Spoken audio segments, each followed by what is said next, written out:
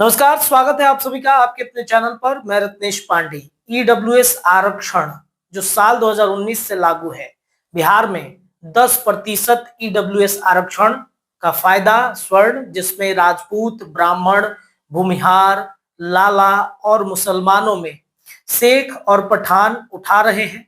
नौकरी में 10% ईडब्ल्यूएस आरक्षण की मांग को लेकर पिछले कई वर्षों से संघर्ष चलता रहा स्वर्णों का, और अंततः 2019 में यह लागू किया गया कि 10% आरक्षण ईडब्ल्यूएस में दिया जाएगा।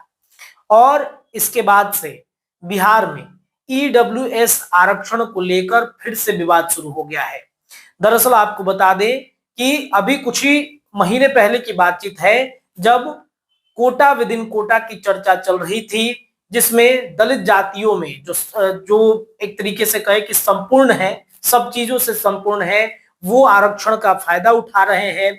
बाकी उनके बाद की जो जातियां हैं उसका वो हकमारी करते हैं, जिसके बाद से चिराग पासवान इसको लेकर काफी ज्यादा बिफर गए थे। उन्होंने खूब बवाल मचाया, यहाँ तक कि जीतन राम मांझी से उन्होंने लड़ाई ले ली।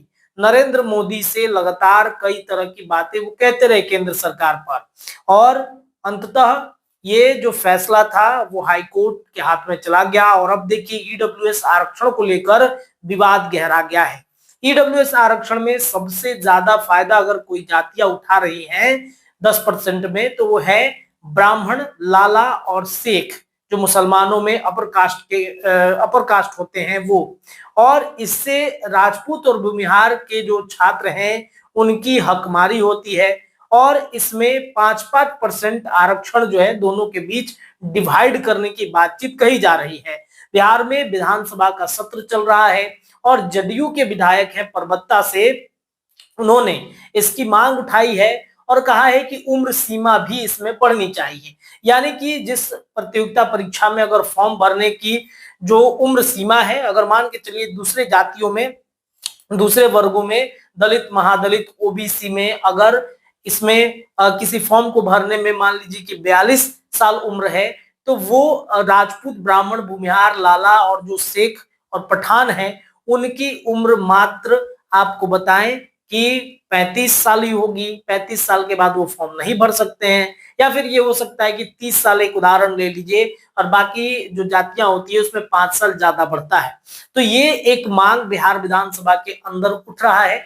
हालांकि कल ही जो मंत्री हैं श्रवण कुमार, उन्होंने साफ तौर पे इस मांग को खारिज कर दिया, लेकिन ये कहीं ना कहीं एक मांग उठी थी। और देखिए, ये जो जातियां हैं, जो स्वर्ण जातियां हैं, ब्राह्मण, राजपूत, लाला, भूमिहार, या फिर जो शेख हो गए, पठान हो गए, ये स्पष्ट तौर पे भारतीय जनता पार्टी के कोर वोटर हैं, बीजेपी के कोर वोटर हैं। और अगर ऐसा होता है कि यानी कि कोटा विद इन कोटा की अगर बातचीत हो जाएगी इनके अंदर अभी भी, तो वोट कहीं ना कहीं डिवाइड हो जाएगा भारतीय जनता पार्टी से। अभी हाल ही में ये देखा गया है कि इन जातियों की नाराजगी सबसे ज्यादा रहती है। ब्राह्मण का कोई नेता भारतीय जनता पार्टी में उभर के नहीं आता है, राजपूतों का नेता कोई नहीं बन पा रहा है, इसके अलावा भूमिहारों का असली नेता कौन है, ये लड़ाई चल रही है। और इस लड़ाई में कहीं ना कहीं वोटर्स जो हैं वो छिटक रहे हैं, अपने एक अलग रास्ते, अपने एक अलग जो उनकी मतलब कहा जाए कि भविष्य है वो तलाश रहे हैं। प्रशांत किशोर जी की पार्टी हो गई, या फिर महागठबंधन में अगर देखा जाए तो कांग्रेस की तरफ इनका रुख रहा है। कांग्रेस के एक समय के ये वोटर कोर वोटर माने जाते थे, लेकिन वक्त के साथ ये बीजेपी के कोर वोटर हो गए। तो ये कहीं ना कहीं नीतीश कुमार, भारतीय जनता पार्टी ये सोची कि अगर ऐसा होता है तो बीजेपी का एक कोर वोट बैंक छटकेगा, नीतीश कुमार को इससे ज्यादा फायदा हो सकता है। नीतीश कुमार ने साल 2005 के बाद से दलित महादलित का डिवीजन किया था, जिसमें जो एक मुस्त नेता दलितों के अपने आप को कहते थे रामविलास पासवान, वो कहीं ना कहीं उनकी क्रेडिबिलिटी घट गई। तो ये एक बार फिर से ईडब्ल्यूएस आरक्षण का मुद्दा जो छिड़ा है, इसमें भारतीय जनता पार्टी को स्पष्ट रूप से जो नुकसान है वो दिख रहा था।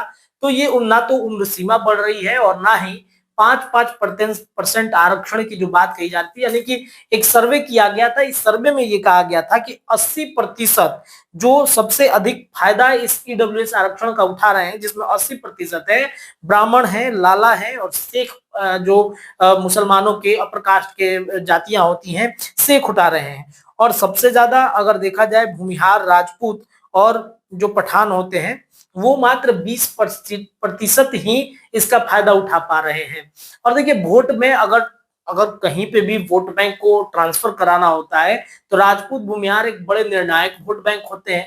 ये धनबल से भी ज्यादा होते हैं, धनबल इनके पास अधिक होता है और इस वजह से ये वोट ट्रांसफर करा सकते हैं। तो हो सकता है कि नीतीश कुमार शायद भविष्य में या फिर चुनाव से पहले कुछ ऐसी रणनीति बनाए।